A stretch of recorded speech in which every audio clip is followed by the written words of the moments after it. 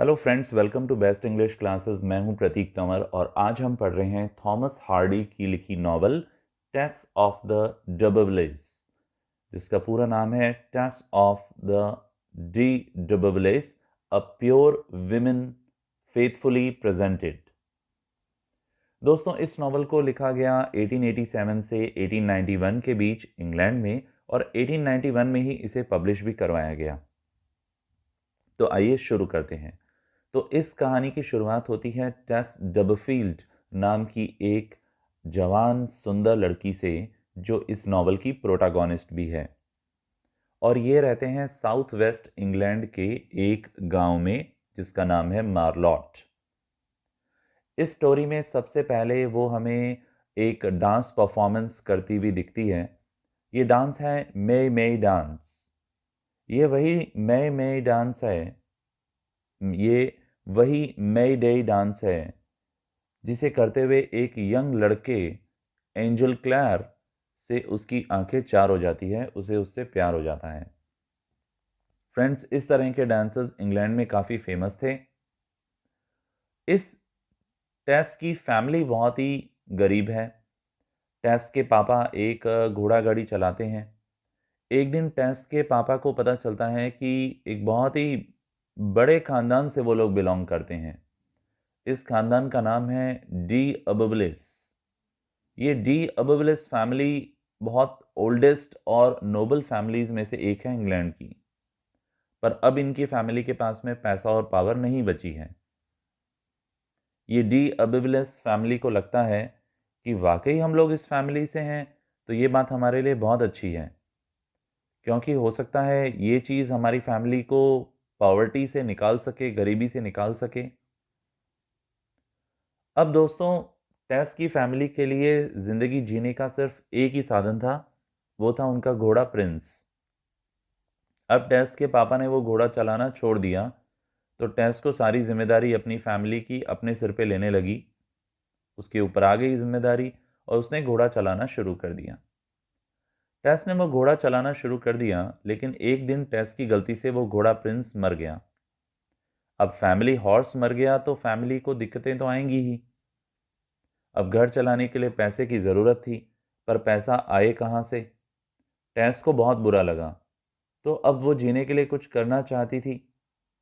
तो डी अबबलिस के पास काम करने चली गई। इसे पता भी नहीं था कि क्या वाकई उसकी बड़ी फैमिली से कोई रिश्ता है भी या नहीं। तो अब वो वहाँ चली गई। तो बेसिकली ये भी उसी खानदान की थी, पर इनकी फैमिली गरीब हो चुकी थी। अब इनका उनसे कोई ताल्लुक नहीं रहा था और अब ये वहीं काम करने जा रही है। तो वहाँ पर मिसेस डी अबबलिस, जो कि एक ब्लाइंड लेडी थी, एक ओल्ड लेडी थी, उनका एक बेटा था एलेक, एलेक डी अबबलिस। एलेक लड़का बहुत ही गंदा लड़का था। वो टेस को देखकर पागल हो गया और बार बार उसे सिड्यूस करने की कोशिश करता, उसे अट्रैक्ट करने की कोशिश करता, फिजिकली उसके साथ रिलेशन बनाना चाहता था, पर ये उसे बार बार रोकती थी। उसने टेस को अपने घर में फूलों की देखरेख करने की जॉब दे दी। अब टेस की मजबूरी थी, उसे अपनी फैमिली को सपोर्ट करना था, तो उसे ये काम करना पड़ा, वो मना नहीं कर सकती थी। अब एक रात डांस पार्टी के बाद में एलेक ने टेस को फिर से ट्रिक करने की कोशिश की कि तुम मेरे साथ घर तक एक राइड करो। ठीक है, टेस मान गई। अब इसने क्या किया कि एलेक ने गाड़ी को जंगलों की तरफ ले लिया, रास्ता घुमा दिया और टेस को वहीं छोड़ दिया। अब जब ये वापस आया तो इसने देखा टेस वहीं जंगलों में सो रही थी और इसने उसका रेप कर दिया। इसके बाद क्या होना था, टेस दुखी होकर वापस अपने घर मार्लॉट गांव में आ गई। वहां उसने थोड़ा समय गुजारा और बाद में एलेक के बच्चे को जन्म दिया। लोग, जैसा कि हमेशा करते ही हैं, टेस के बारे में गलत सलत बातें बनाने लगे और उसे बहुत शर्मिंदगी उठानी पड़ी। अब टाउन के सारे लोग उसे अवॉइड करने लगे और वो भी उन्हें अवॉइड करने लगी।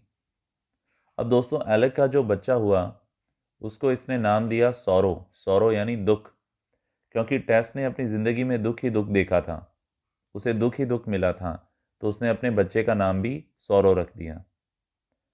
अब आगे जाके टेस का बच्चा बीमार पड़ गया। टेस को उसकी चिंता होने लगी और आखिरकार जाकर वो बच्चा मर गया।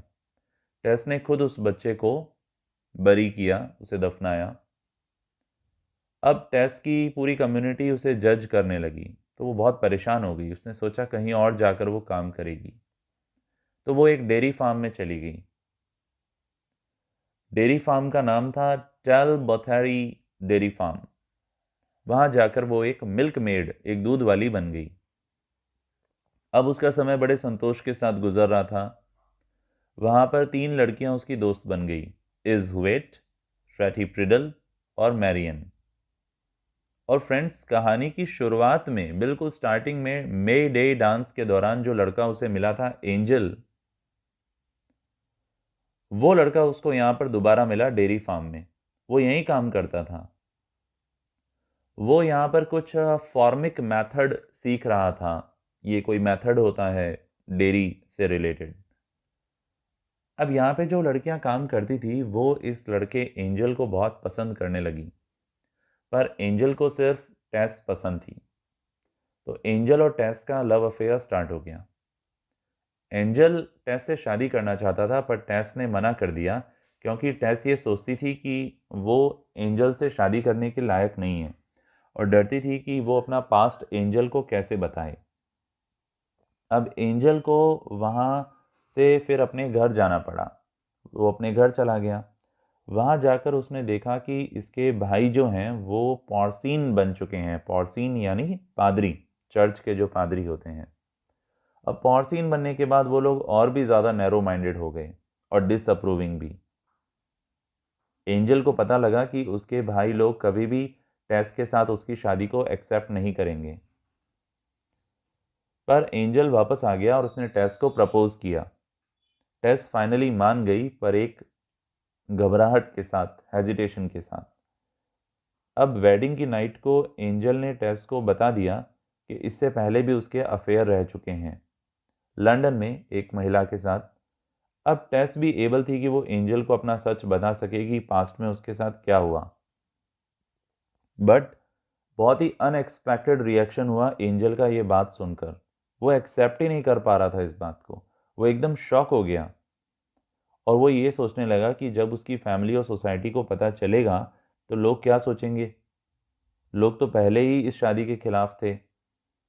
अब दोस्तों, एंजल के फादर भी एक पादरी हैं, और ये मैं आपको बता देता हूँ कि अब ये एंजल टेंशन में आ गया है। अब इसने क्या किया कि एंजल को कुछ पैसे दिए और खुद ब्राज़ील चला गया। टेस को बोलकर गया, एंजल ने टेस को कुछ पैसे दिए और एंजल ब्राज़ील चला गया। टेस को बोलकर गया कि तुम्हें मेरा पीछा करने की ज़रूरत नहीं है। ठीक है, टेस बेचारी सीधी सादी वहीं रुक गई। टेस ने कहा ठीक है, नहीं करूँगी पीछा। अब टेस के पास जो पैसा था वो कितना चलेगा और कब तक चलेगा। वो और ज़्यादा डिप्रेस और गिल्टी फील करने लगी। उसने अपनी फ्रेंड मैरियम के साथ एक फार्म पर काम करना शुरू कर दिया। इस फार्म का नाम है ब्लीक स्टारवेकर फार्म। वहीं काम करते करते टेस एक दिन रैंडमली एलेक्स से मिली। लेकिन एलेक अब बिल्कुल बदल गया था। वो अब एक प्रीचर बन गया था। प्रीचर यानी धर्म का उपदेश देने वाले, साधु जैसे। दाढ़ी वाड़ी भी बढ़ा ली थी, एकदम साधु जैसा बन गया था और उपदेश देने वाला बन गया था। और उसे उपदेशक बनने में एंजल के पिता ने ही मदद की थी। अब जब इसने टेस को वापस देखा तो वो फिर से मग्न हो गया और ये क्रिश्चियनिटी वगैरह छोड़कर फिर से टेस को सिड्यूस करने की कोशिश करने लगा। टेस ने क्या किया, वापस अपने घर, अपने पेरेंट्स के पास चली गई उनकी केयर करने के लिए।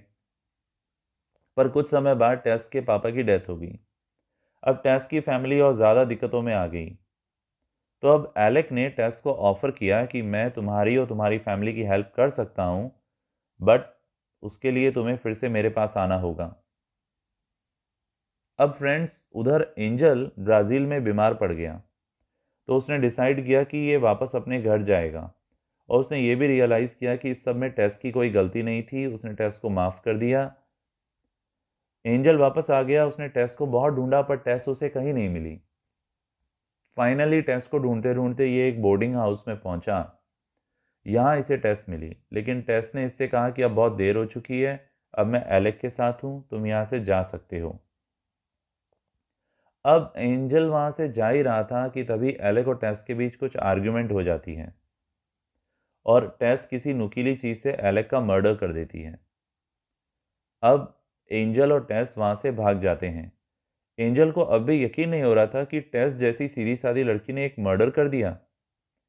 ये दोनों अब एक हवेली टाइप की जगह थी, वहां पर जाकर छुप गए। कुछ दिन ये वहीं छुपे रहे। ये इनके लाइफ के बड़े खूबसूरत दिन थे। अब ये आगे बढ़े और एक टोन हैंड पर जाकर रुके। वहां टेस एक पत्थर के खंबे के पास सो रही थी, उसको नींद आ गई। अब सुबह हुई थी कि पुलिस ने आकर टेस को अरेस्ट कर लिया। अब टेस पुलिस की हिरासत में थी। अब फ्रेंड्स, इस नॉवल की क्लाइमैक्स कुछ इस तरह है कि ये टेस जो है उसकी सिस्टर है एलिजा लुइसा, उसके साथ में ये एंजल इसका हाथ पकड़कर खड़ा रहता है। वहाँ ये देखता है कि जहाँ टेस को बंद करके रखा है वहाँ एक झंडा काले रंग का है, एक ब्लैक फ्लैग लहरा रहा है, जो इस बात का साइन था कि टेस को फांसी दे दी गई है। और टेस की डेथ के साथ ही ये नॉवल फिनिश हो जाती है।